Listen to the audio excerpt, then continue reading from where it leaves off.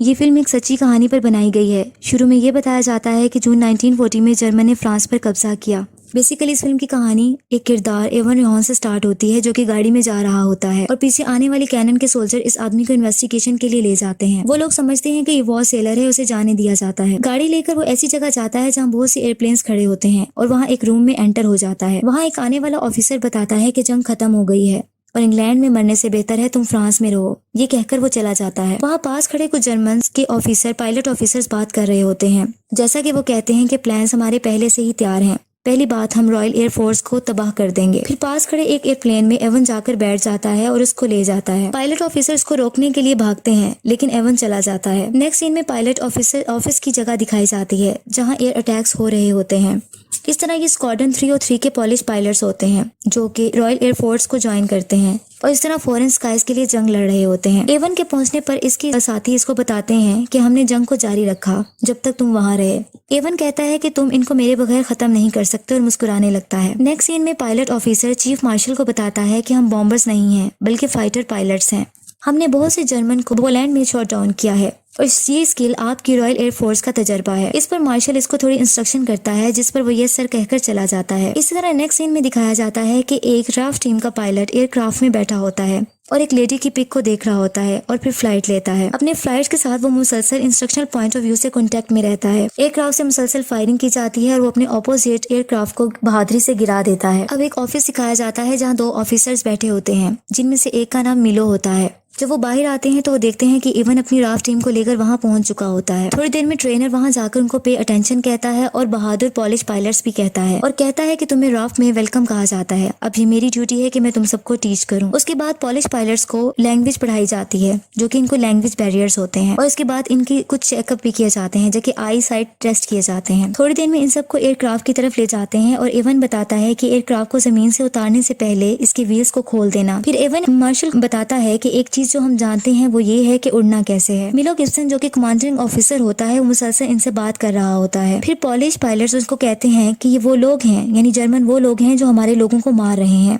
और हम कुछ नहीं कर रहे हैं। और वो आवाज लगाता है जैसे कि मेरी बीवी और एक छोटी लड़की। मिलो इनकी बातें सुनकर बहुत गुस्से में आ जाता है और कहता है कि मैं जानता हूँ कि तुम अच्छे तरीके से फ्लाइट ले सकते हो, लेकिन तुम्हारे अंदर दूसरे एट्रीब्यूट्स भी अहम हैं जो कि लाजमी होने चाहिए, जैसे कि यूनिटी और डिसिप्लिन। सिर्फ इन्हीं तरीकों से एक जेंटलमैन हम जीत सकते हैं। ये कहकर मिलो ऑफिस में चला जाता है और अंदर जाने के बाद अपने बड़े ऑफिसर को बताता है कि इनके कुछ इश्यूज आ रहे हैं, जैसे कि एरोगेंस, इररिस्पॉन्सिबिलिटी, डिसिप्लिन इश्यूज आ रहे हैं। इस पर वो ऑफिसर कहता है कि तुम कमांडर हो, जिसको तुम्हें मैंने हर रिस्पॉन्सिबिलिटी दे दी है, इसलिए तमाम ऑपरेशन मैं तुम पर छोड़ रहा हूँ और मैं तुम पर रिलाई करता हूँ और तुम रिस्पॉन्सिबल होगे। मिलो बाहर आता है और वो आकर इवन से पूछता है कि कोई प्रॉब्लम तो नहीं है। उस पर इवन बताता है कि वही मसले हैं, जैसे स्पीड और वर्किंग इन रिवर्स। वो सब देखते हैं कि एयरक्राफ्ट बुरे तरीके से लैंड होता है और वो भागते हुए एयरक्राफ्ट की तरफ जाते हैं। वो देखते हैं कि एयरक्राफ्ट मिट्टी से भर जाता है, जबकि इसमें से निकलने वाला पायलट कहता है कि ये सब व्हील्स की वजह से हुआ। एक्चुअली यहाँ ये दिखता है कि ये सब एयर वार जर्मन्स के अगेंस्ट प्रैक्टिस कर रहे होते हैं, जो कि इन्होंने वहाँ वार करनी होती है। जबकि दूसरी तरफ जर्मन्स को दिखाया जाता है जो कि पायलट ऑफिसर्स होते हैं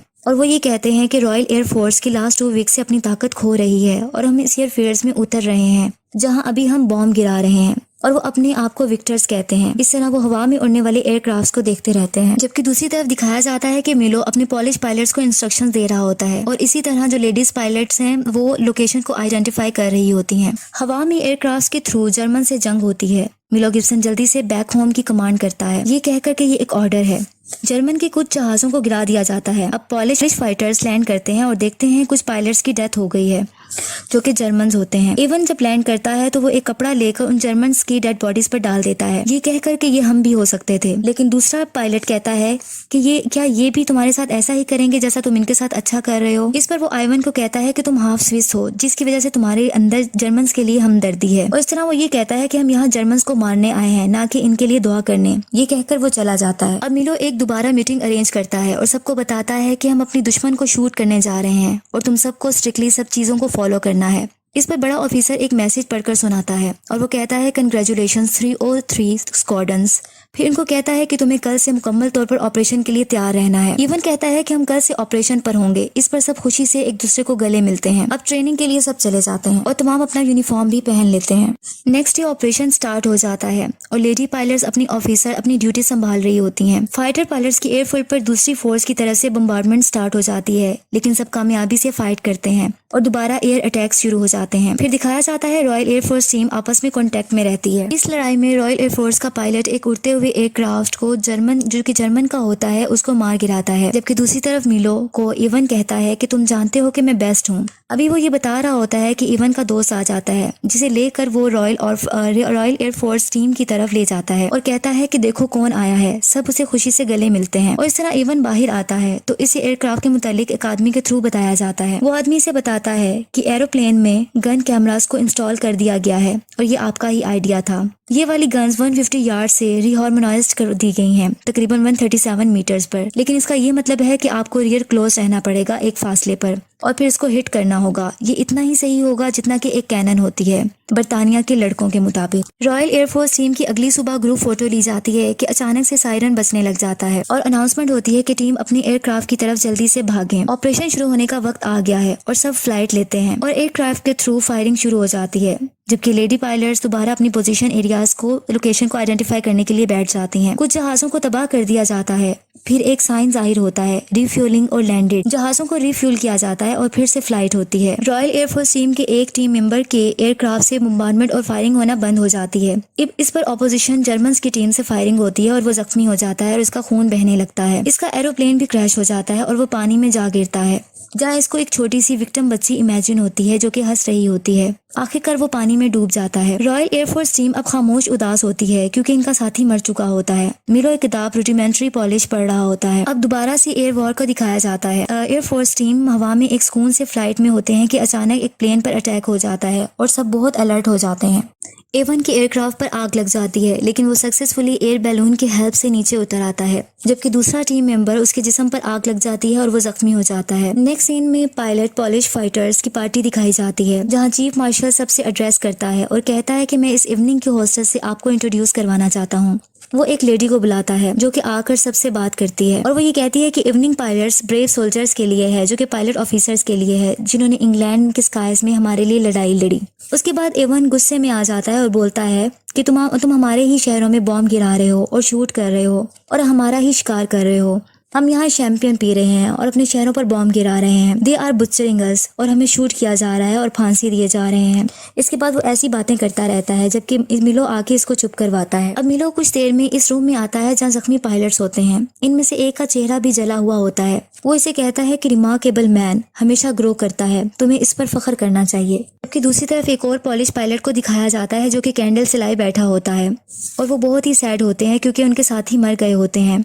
इवन उसको आकर कहता है कि तुम यहाँ क्या कर रहे हो। तो फिर वो मैंने एयरक्राफ्ट में उन्हीं लोगों को देखना शुरू कर दिया था, वो तुम्हारी और मेरी तरह लोग थे। इस पर इवन कहता है कि इन प्लेन्स में लोग नहीं थे, लेकिन सिर्फ जर्मन्स थे, वो जर्मन्स जिन्होंने हमारे साथ बुरा किया था। मेरी बात सुनो, तुम्हें इन चीजों से गुजरना है। तुम अभी भी जिंदा हो, तुम सांस ले रहे हो एक जंग में, ये सबसे अहम चीज है। वो एक्चुअली इवन उसकी हौसला अफजाई उसको इनकरेज करता है। अब मिलो सब पायलट के साथ मीटिंग करता है और सब फ्लाइट ऑपरेशन पर चले जाते हैं। दूसरी एयर वॉर दोबारा शुरू हो जाती है और बहुत से जहाजों को तबाह कर दिया जाता है।